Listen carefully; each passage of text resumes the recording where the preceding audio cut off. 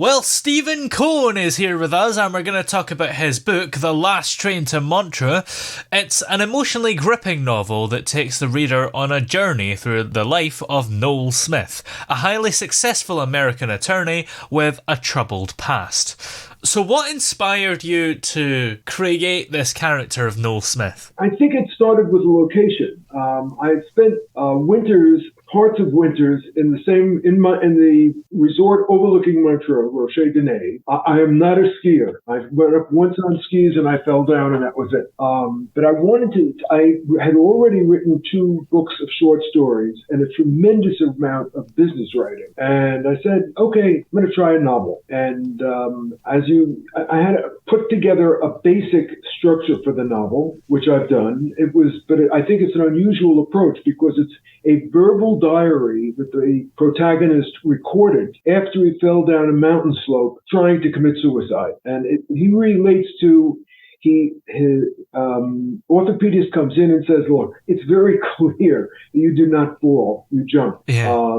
You're lucky you survived, and what I want you to do is see a psychiatrist when this is finished, and I know what she wants from you. She wants you to dictate what you did. Don't try to be a psychiatrist. That's her job. And that's where the idea came from. And who did you base the characters on? Well, there are I can tell you a few people, but the most important actually is Anna Marie. Anna Marie is based on my wife and our marriage. We lived in New York. We met. I got her phone number and she got my phone number. We made a phone call. We said we would meet for dinner. We met for dinner. We talked for 3.5 hours. Wow. I walked her home and I very gentlemanly gave her a kiss on her cheek. By the time I got 3 or 4 blocks short, we lived very close. We lived 10 blocks apart in Manhattan.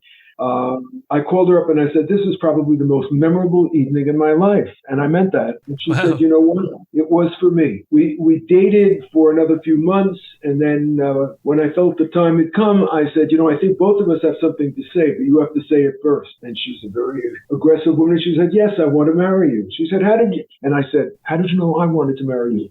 So she was the setting for Anna Marie, who really, in the context of the novel, only appears in the front and the back. Wow. I had a good corporate. I worked as a partner at Ernst & Young. That was the major job of my life. And there were things that I saw there. I based it on a little bit, not with anecdotes, but just the personality, on someone who unfortunately just passed away. He was the chairman of the board of Ernst & Young.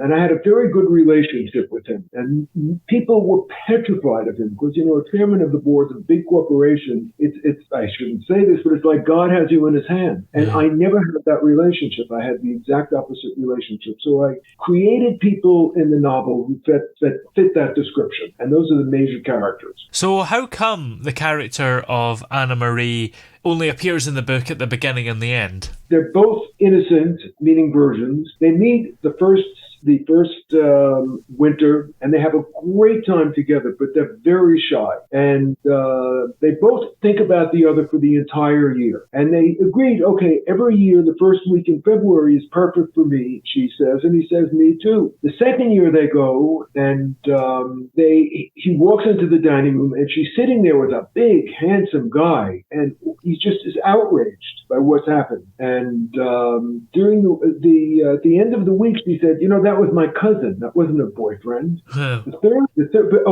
sorry, I'm confused a little bit. One year he goes with a beautiful girl who is a platonic friend of his, and he doesn't tell her mission, but it's to make Anna Marie jealous. The fourth year that they're alone, not alone, but there's no competition. They are absolutely madly in love. They're both virgins. So she invites him up to her room. She has candles lit. It's very, very romantic. And then she says, just as they're about to consummate the relationship, you're not Jewish, are you? He has no idea what to say. He's a Christian. He's a Catholic. And he has no idea what to say. He said to himself, if I say I'm Christian, Catholic, it may turn her off. If I say I'm Jewish, it may turn her off. If I'm silent, I don't know what to do. And he leaves and he's distraught. And that's the end of that relationship. But it's the premier relationship in his life. And to take it, if you want to look at the romantic side of the book, he was terribly hurt by what happened because I think we've all been in that situation where we don't know how to answer very critical questions. If after a year or two he gets married to a beautiful Catholic girl, a wonderful relationship, they become pregnant. She becomes pregnant after 3 months, and they furnish the apartment. He's doing well in the firm. They have beautiful furniture. She goes into labor, and after about 4 or 5 hours, the obstetrician and his father, who's the head of surgery at that hospital, come out and say, "We have to speak to you." And they go into a private office, and your wife and baby died in childbirth. And I researched, does that actually happen? Yes. It's terrible. It's rare, but it happens. So now he's had 2 fouled up relationships. The book continues describing his career through the firm. He's very successful. He's very smart. He's innovative. He turns this into a worldwide legal firm, and meanwhile, he's made a lot of friends in the firm, but a few enemies. And it all revolves around the Jewish issue, because when he first started, he was so good that they went to him, the senior partners, and said, "Look, you're in charge of recruiting at Harvard. We want you to steer Jews, blacks, and women away from our firm." The next year, they said, "We want you to go to all of the other recruiters, the other really bright stars in the firm, and give them the exact same message. You know, he's a good soldier. He does what he's told. He has no feelings about it." And then, after the Civil Rights Act passed in the United States, he realizes the firm is behind the times, and he opens it up to Jews, blacks, and women, and does everything to make life easy for them, but fair. And so that's the evolution of the book. Now, if you want me to give you a little more, I'll give you a little more. It continues. It takes his experiences as the chairman of first as a great attorney, and then as the chairman of a huge firm. And as I said, I knew the chairman of Ernst & Young, which is an accounting firm, but there are many similarities. I pulled in one of my career steps is I was a superintendent of banking in Ohio, and I pulled in an attorney who was representing me in a suit. And in the book, he wrote briefs that were so beautiful that the judge, before the critical session of the trial started, the judge said, "I've never read a brief that's this clear." So I introduced that into the story also.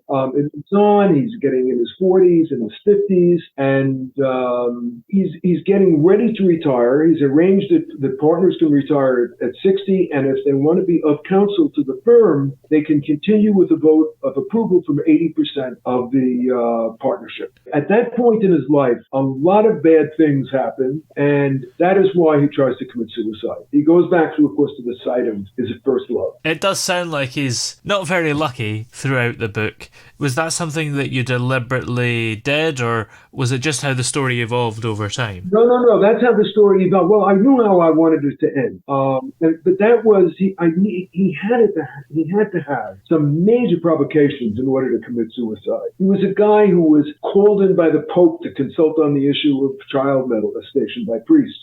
He had other experiences at that level. He spoke with the President of the United States on some issues. So he was a very top-notch guy. And then these major blows, which would have hurt anyone, take place. And that drives him to suicide, and then to almost suicide. He failed because, and this is true, the place he wanted to commit suicide, there's a cliff, and right next to it is a very steep hill. He went out at midnight, no moon, and he went down the very steep hill, not the cliff. So that's that part of the story. Now, your writing style is quite unique because it makes the readers want more. So how did you figure out that writing style? First of all, it's not intentional. I read your question, and I should tell you that until I was in college, I did not write anything because my handwriting is illegible. And I scraped through. I was a very good speaker, and my teachers understand that some people. I'm looking at some notes that I took for this conversation. I can hardly read them. But then, when I got into college, first year of college, and there was the big paper you have to write in the first year, the research papers. And each subsequent year, I wrote great papers. I mean, really, the teacher said, "We haven't seen papers like this." I love doing it. All of my jobs from then on involved writing. I worked in business consulting. I moved up the ladder as a consultant at Ernst & Young. When I took early retirement, I started writing proposals and business plans for companies that were seeking out money, and I just love doing it. It's just I think I said somewhere, it's doing what comes naturally. I said it in the book. And I really got complimented. I remember one time my boss said, I went on my first trip on on an expense account after I moved out of New York. And the boss looked at me, and that very nice guy said, Steve, you must have had a wonderful time in New York. I knew just what he meant. And he said, what I want you to do is to write an article and get it published. I'll pay your expense report, but that's the punishment. You must get an article published. I wrote an article called The Bank Marketing Strategy for the 1970s. I sent it up to the most prestigious banking magazine at the time. It was celebrating its 150th anniversary. It was the lead article. They sent it back to me after they reviewed it, and I think there were 3 typos. That was it. Wow. They took it, and then I just continued to do it. I was the superintendent of banks in Ohio, and I had to make a statement about what the future of banking was going to be, especially electronic banking, which is that's what all it is now. And I just did it. It just came naturally, and it was a very good combination. Because of my handwriting, I learned to speak well. I was always a good speaker, and because of electric typewriters and then PCs, I became and Grammarly, I became very adept at writing. And when I sit and dictate, I'm working on another book now, and it's another series of short stories. And I know what they're about. Basically, the subject of the book is proper behavior, not in the mismanners sense, but just ethical behavior towards people. What things you can do. So I'm working on lies. So I know already it's going to be a person who continually lies to everyone in his life, and they believe him, and then his life falls apart. And to fill in, when I sit down to start dictating, it comes. That's all I can say. And I love it. I love writing. And the other thing is, fortunately, I'm not writing for the money. I'd love to sell 10 million copies. I'd like to be another J.K. Rowling. But if that doesn't happen, I will have no regrets, because what I get out of it is I can read my own books and enjoy them. That's it. And then I got the idea sometime in the spring that maybe I would really try to sell them. I posted the 2 books first 2 books, the 2 short story books on Amazon, but absolutely no market effort. That wasn't my objective. So I found Woodbridge, and I said, okay, let's see what happens. And that's what I'm doing. But I'm working on 2 books right now, and I'm looking for a 3rd. Your next book is actually about ethical behaviour. Will it follow the same themes of romance, or will that be explored in a different genre? Oh, no, totally. Well, it's going to be the same thing. Short stories about to illustrate my point. And definitely not going to engage in. I've hit romance already sufficiently, and but I'll just give you, if you have another minute, I'll give you an example of what kind of a story is interesting. This story appears in one of the books. It's one of the stories in the second book was The Saints and Sinners. Not a religious book, but it's a book about people who are very bad and very good, and how do you differentiate. The story is, there's a man my age in his 80s. He goes out every day for long walks. His wife asks him in the way wives, somewhat suspiciously ask, what are you doing? He said, I guarantee you it is nothing you're going to be embarrassed about. And in the end, he has a heart attack. He's not at home. They take him to the hospital, and he has a funeral. And all of a sudden, dozens of people she's never met show up at the funeral, and they describe what he does in his life. He goes out every morning to a street where kids are walking to school, and he walks them to school.